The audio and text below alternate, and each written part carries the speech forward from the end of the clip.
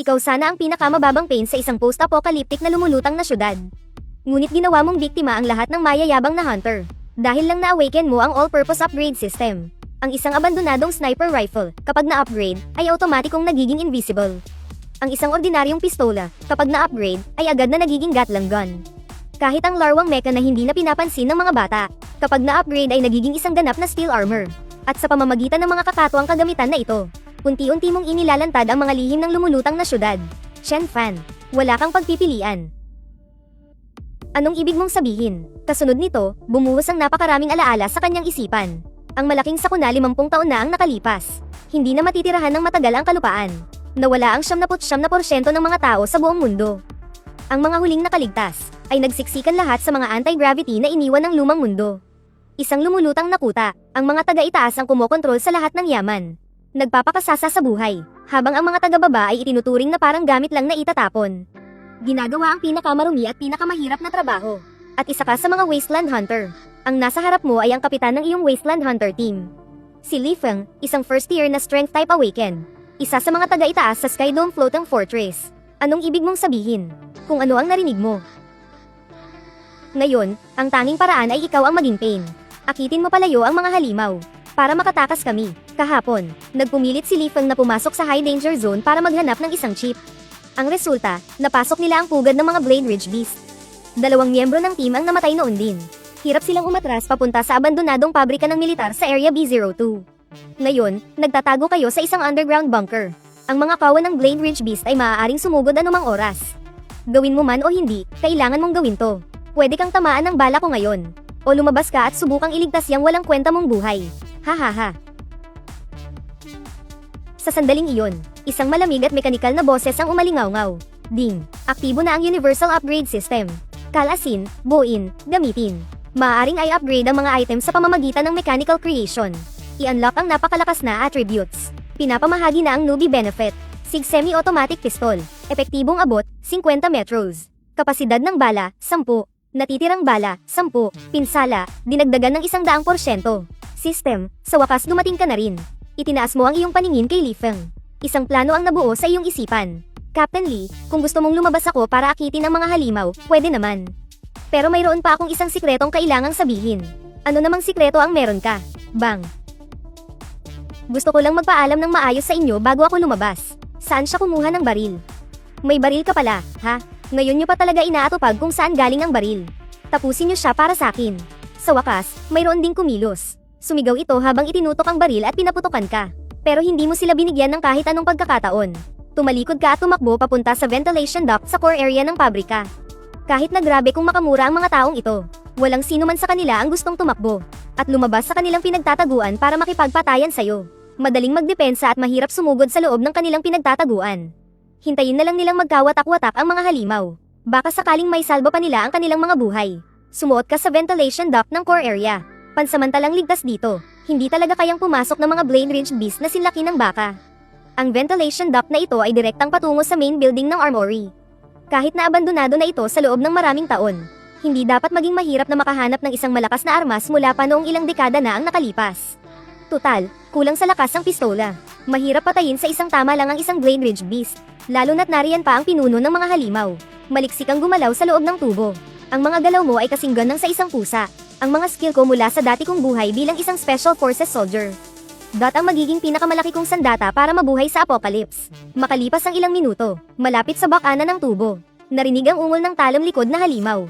Tamang-tama ang pagkakataon. Isang nag-iisa, huminga ka ng malalim. Mabilis kang sumugod palabas ng tubo. Wala pang 10 metros sa iyong harapan. Nakita ka ng talam likod na halimaw. Pumungal ito at sumugod sa iyo. Ang isang ordinaryong tao na may hawak na pistola. Kapag hinarap ang talam likod na halimaw, ay tiyak na mamamatay. Pero hindi ka isang ordinaryong tao. Bang, bang, bang. Pinuntirya mo ang mata ng halimaw at pinakawalan ang 3 sunod-sunod na putok. Sumabog ang mata ng halimaw. Napahiyaw ito sa matinding sakit. Agad kang nag-slide para iwasan ang atake nito. Dagdag 3 puntos sa pounds experience. Kasalukuyang experience, 4 sa 10. Hindi pa sapat ang 3 putok para mapatay ito. Mabilis kang lumayo mula sa talam likod na halimaw. At inulit ang ginawa mo kanina. Makakapal talaga ang balat ng mga nilalang na to. Pero hindi sila masyadong matalino. Sa isang one-on-one na laban, hindi mo siya kinatatakutan. Makalipas ang 2 minuto, nakatayo ka na sa ibabaw ng bangkay ng talam likod na halimaw. Tinitingnan mo ang pistola sa iyong kamay. SIG semi-automatic pistol. Kasalukuyang experience, 10 sa 10. Maaaring i-upgrade. I-upgrade sa Doom Eagle. Level 2. Mga pangunahing katangian, epektibong abot na 80 metro. Kapasidad ng bala, 6 na putok. Natitirang bala, 6 na putok. Na-unlock na feature, lakas ng electric penetrating bullet, na dagdagan ng 100%. Kapag tinamaan ang target, magkakaroon ito ng epekto ng pagsabog. Tumango ka ng may kasiyahan. Ang lakas ng balang ito, kahit isang second rank na awaken. Kapag tinamaan ng malapitan, tiyak na mamamatay o malulumpo. Sunod naman ang pinakapamilyar na misyon sa lahat, ang maghalugog ng supply sa bawat kwarto. Tingnan natin kung itong nag-iisang lobo ay makakakuha ng chicken dinner. Pagkatapos ng 10 minutong paghahalugog, naging maayos naman ang lahat. Magandang balita, isang sira-sirang Type 26 anti-material rifle ang lumitaw. Masamang balita, ang bolt at trigger ng baril na to ay kinakalawang at magkadikit na. Pwede lang itong gamitin bilang melee weapon. Teka, ang All Things Upgrade System. Ang pag-disassemble at pag-assemble ay pwedeng mag-unlock ng upgrade. Madali lang to. Ginamit mo ang dulo ng iyong daliri sa magazine catch. Isang magaan pero eksaktong tapik. Agad na natanggal ang kinakalawang na magazine. Wala pang 1 minuto. Ang buong baril ay nakalas at naging mga pyesa. Pagkatapos, binuo ulit. Type 26 anti-material rifle. Experience, 5 out of 5. Pwede nang i-upgrade. Mag-upgrade sa Rift Sky anti-material sniper rifle. Level 2. Basic stats, effective range, 1,800 meters. Ammo capacity, 5 rounds. Remaining ammo, 5 rounds. Unlock trait, armor piercing. Damage increased by 100%. Dynamic shooting accuracy, increased by 50%. Recoil, reduced by 50%. Dynamic shooting accuracy, increased by 50%. Grabe, ang up talaga ng system. Kung ay upgrade ko pa to, sinong nakakaalam kung anong god tier na trait ang lalabas? Ang susunod na gagawin ay humanap ng mataas na pwesto para ubusin silang lahat. Sa mga oras na iyon, isang sira-sirang watchtower sa labas ng bintana ang pumasok sa iyong paningin. Yun na yung lugar. Paglabas mo pa lang ng pinto ng main building, isang mabahong hangin ang sumalubong sa'yo. 2 bladeback beast ang direktang sumugod sa'yo. Hindi ka nataranta ni Katie Ting. Gumalaw ka na parang S-shape. Habang iniiwasan sila, kahit hindi ka nakain, itinaas mo ang Rift Sky at lumingon para bumaril. Bang! Experience plus 1. Current experience, 1 out of 10. Ang nilalang na may bigat na 300 kilo ay direktang tumalsik dahil sa lakas ng impact. Hindi ka huminto ni 1 segundo. Hinayla mo ang bolt, at mabilis na bumaril ulit. Bang! Experience plus 1. Nakuha ang Rendeng Space Rifle. Kasalukuyang experience, 2 sa 10. Diretso itong tumagos sa pangalawang Blade Spine Beast. Hindi na ito muling nakatayo. Sa loob lang ng ilang segundo, patay ang 2 Blade Spine Beast. Para makasiguro, dumiretso ka sa watchtower, at saka ka lang bahagyang nakahinga ng maluwag. Napatingin ka sa hawak mong Rendeng Space. Isang kislap ng excitement ang gumuhit sa iyong mga mata. Ito talaga ang sandatang sadyang ginawa para sa survival sa apocalypse. Dumapa ka sa sniper's position sa watchtower. Nagsimula kang mag-isip kung paano tuluyang makakatakas sa sitwasyong ito. May daan-daang Blade Spine Beast sa paligid. Iisa lang ang paraan para makatakas. Unahing patumbahin ang pinuno, sa pamamagitan ng 8 times scope. Mahigit 1,000 metro ang layo. Nasa pinakaharapan ng kawan ng leader ng mga Blade Spine Beast. Gamit ang tali nung maihahalin tulad sa talino ng tao. Kinulong kayo nito sa loob ng armory. Kailangan lang siyang patayin, at siguradong magkakagulo ang kawan. Inayos mo ang iyong paghinga. Dahan-dahan mong kinalabit ang gatilyo. Bang! Experience plus 1. Hinawi ng nagbabagang bala ang hangin. At saktong-saktong tumama sa ulo ng leader ng Blade Spine Beast. Agad nitong pinunit ang matigas niyang kaliskis. Nagpakawala ng isang nakakakilabot na etanggal ang leader. Ang malaki niyang katawan ay bumagsak ng malakas. Pagkalipas ng 1 segundo, tuluyan nang nagwala ang buong kawan. Dahil wala na ang kontrol ng kanilang pinuno. Karamihan sa kanila ay nagsimulang magsitakbuhan sa iba't ibang direksyon. Pero may natira pang mga labin-ilan, na parang mga baliw na sumugod patungo sa underground bunker. Kasabay nito, ang ilang miyembro ng team sa loob ng bunker, ay naghi-hysterical na nagsisigawan sa isa't isa. Anong nangyayari? Bakit biglang nagwala ang kawan? Bumaril kayo, bilis, bumaril kayo. Sunod-sunod na putok ng baril ang narinig mula sa loob ng bunker. Nagkahalo-halo ang mga sigaw at mura. Pagkalipas ng ilang minuto, muling tumahimik. Nakadapa ka sa watchtower. Walang emosyon mong pinapanood ang lahat. Walang kahit kititing na awa. Nang tuluyan ng makaalis ang mga halimaw. Bumaba ka mula sa watchtower habang pasa ng iyong Rift Reaper. Dahan-dahan kang naglakad ng nakayuko papunta sa kublihan. Sa sandaling iyon, 2 survivor ang palihim na lumabas mula sa kanilang pinagtataguan, pasilip-silip sa paligid. Nang makumpirmang ligtas na, nagsimula silang humalakhak sa tuwa. Yayaman na tayo. Ang daming crystal cores. Buti na lang at namatay sila. Atin na ang lahat ng to. Pero hindi nila namalayan. Nakatutok na sa kanila ang isang madilim na nguso ng baril. Bang! Yung lalaking nakatuwad habang kumukuha ng crystal core ay agad na naging isang malaking zero. Kahit sa Chengdo, hindi pa ako nakakita ng ganito. Yung natirang isa ay agad na natulala sa takot. Nagpagulong-gulong siya at gumapang para magtago sa likod ng isang malaking bato. Hindi man lang siya ng ahas na sumilip. Kinasa mo ang baril, at pinaputok ang huling bala. Tumalsik ang mga tipak ng bato mula sa malaking bato nang tamaan ito ng malaking bala. Napatili sa takot ang lalaking nagtatago sa likod. Samantala, palihim ka nang lumipat sa gilid ng malaking bato. Inilabas mo ang iyong Doom Eagle at dahan-daang naglakad sa likuran niya. Pasilip-silip pa rin ang lalaki, hinahanap kung nasaan ka. Hindi ka nagatubili. Bang! Hanggang sa huli, hindi niya nalaman kung sino ang nasa likod niya. Nang masiguro mong todes na silang lahat, saka mo sinimulang linisin ang lugar. Nakakuha ka ng 55 piraso ng crystal cores, at isang mid-grade na crystal core na nakuha mula sa pinuno ng mga halimaw. Pati na rin ang mga nakuha mo sa pagloot sa mga kasamahan mo. Mga bala ng rifle at pagkain. Inimpake mo ang lahat ng supply. Sa labas ng pabrika, nakita mo ang iniwang off-road na motor ng iyong team. Nilagyan mo ito ng 5 crystal cores. Ding! Ang ORZ off-road motorcycle ay kumokonsumo ng 5 crystal cores kada 100 kilometro. Kasalukuyang natitira, 5 piraso. Hindi mo mapigilan ang iyong tuwa. Pwede rin pala to. Humataw ako ng todo papunta sa himpilan ng Changkyong. Karanasan sa off-road motorcycle, nadagdagan ng isa. Karanasan, nadagdagan ng isa. Isang oras na humagibis pa silangan. Unti-unti nang dumidilim. Sa wakas, nakarating na rin sa himpilan. Sa pagtingala, tanaw ang 100 kilometrong marka. Iyon ang naglalakihang lumulutang na kuta, ang Changkyong, na halos takpan na ang buong kalangitan. Nakalutang ito sa taas na 1,000 metro. Matapos suriin ng mga tauhan ang iyong pagkakakilanlan. Saka ka lang pinayagang pumasok sa landing platform. Pagkatapos, umangat ang landing craft na may kasamang malakas na pagyanig. Habang paliit ng paliit ang kaparangan sa iyong paanan, mabilis na nakarating ang landing craft sa dock ng port ng Changkyong. Pagpasok mo pa lang ng motor mo sa kalsada, agad na sumalubong sa iyo ang masangsang na amoy ng langis ng makina at maruming tubig. Ito ang slum na tinitirhan ng daan-daang libong mga taong leyes. Siksikan dito ang mga capsule house. Samantala, sa itaas, isang pader lang ang pagitan, sa upper level ay wala pang 10,000 tao ang nakatira. Iyon ang paraiso ng mga mayayaman, makapangyarihan, at mga awakened. Minaneho mo ang motor mo sa gitna ng siksik ang mga tao. Pabalik sa capsule house mo sa District C. Pagdating mo pa lang sa pinto, nakasandal sa hamba ng pinto si Mangho, ang landlord mo, at hinaranggan ng iyong daan. Akala ko hindi ka na makakabalik, Sa ayos mong yan, mukhang malaki ang kinita mo, no? Yung renta, bayaran mo na. Kasama na yung utang mo nung nakaraang buwan. Lahat-lahat, 10 crystal core. Hindi ka umimik, dumukot ka ng 10 piraso mula sa backpack mo at iniabot sa kanya. Kinuha ni Mangho ang mga crystal core. At lalong lumapad ang ngiti. Ayos ka, bata . Umuunlad ka na, kung si Kuya Ho ang aasahan.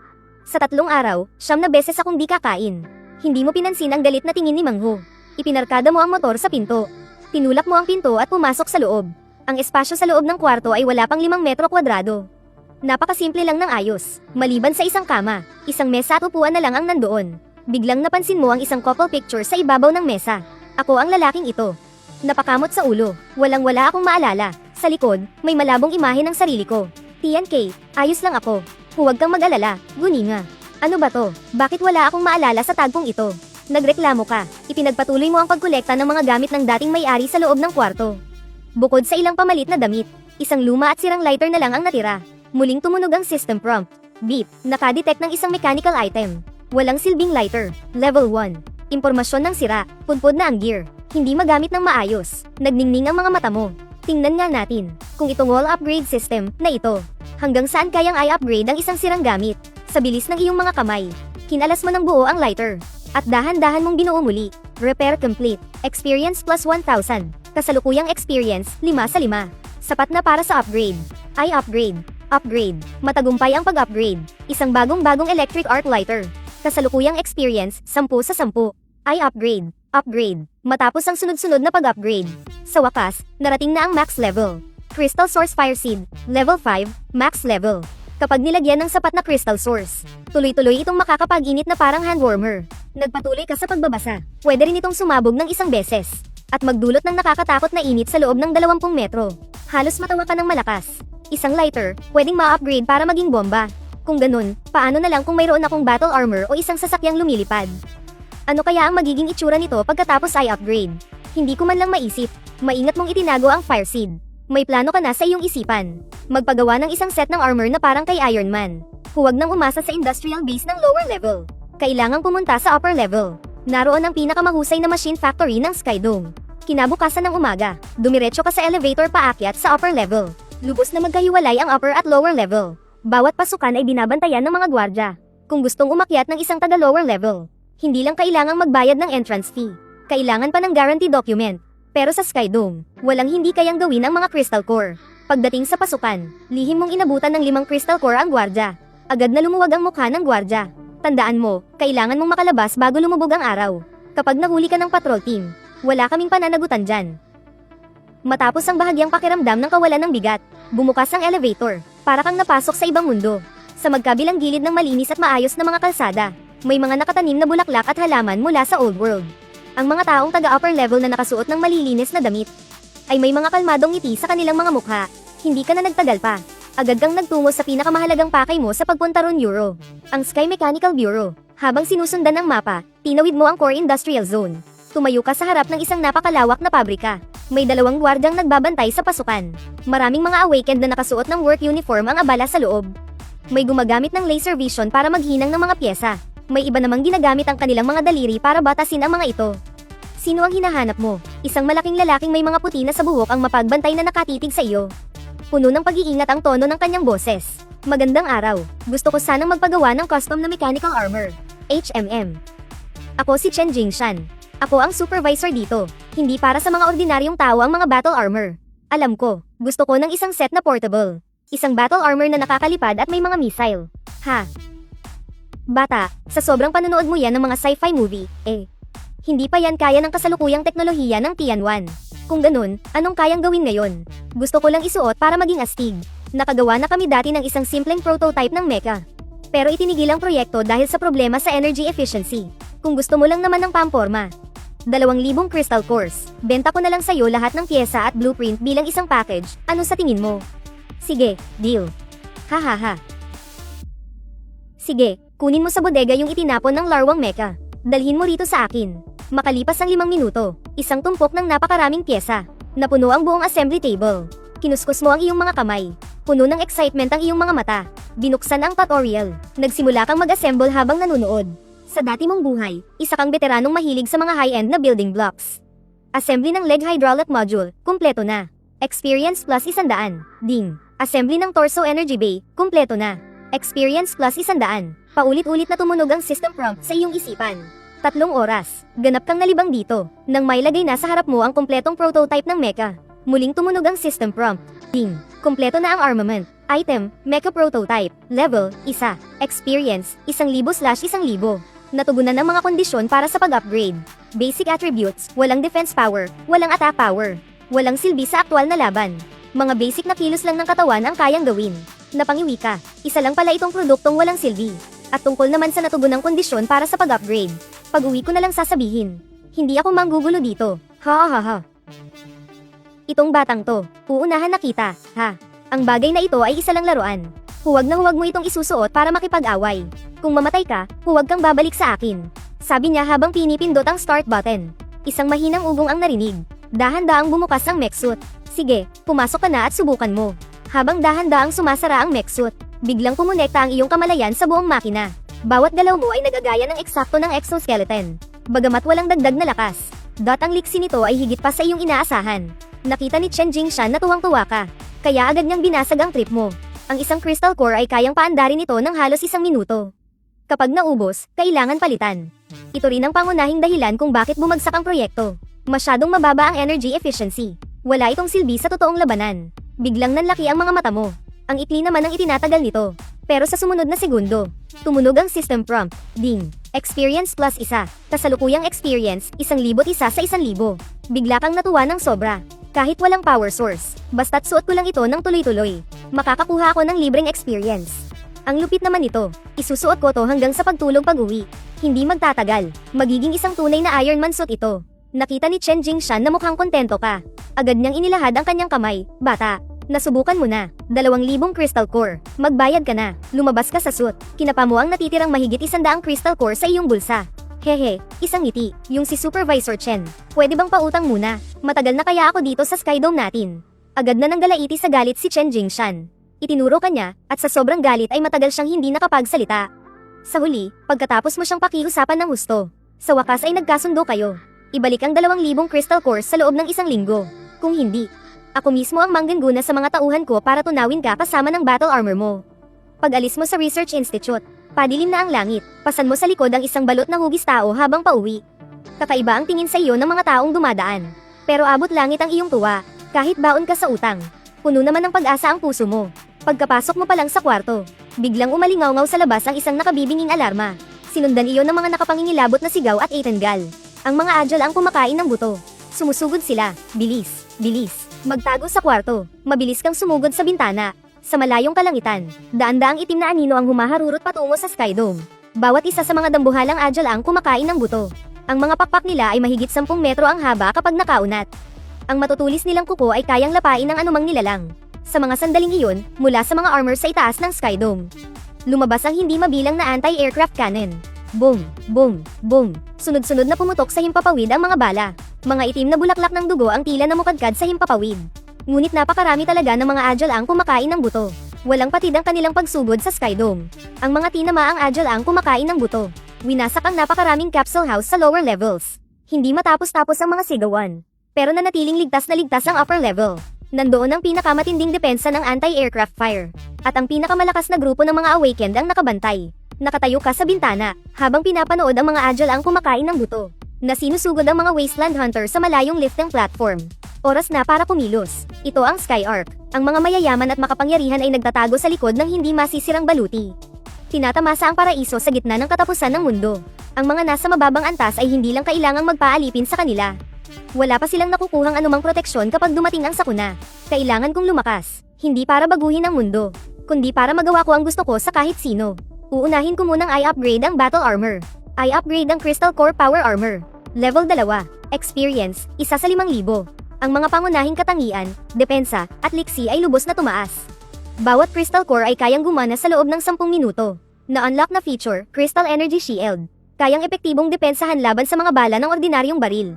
Ang saklaw ng external radar detection ay 200 metro. Agad na nagliwanag ang iyong mga mata.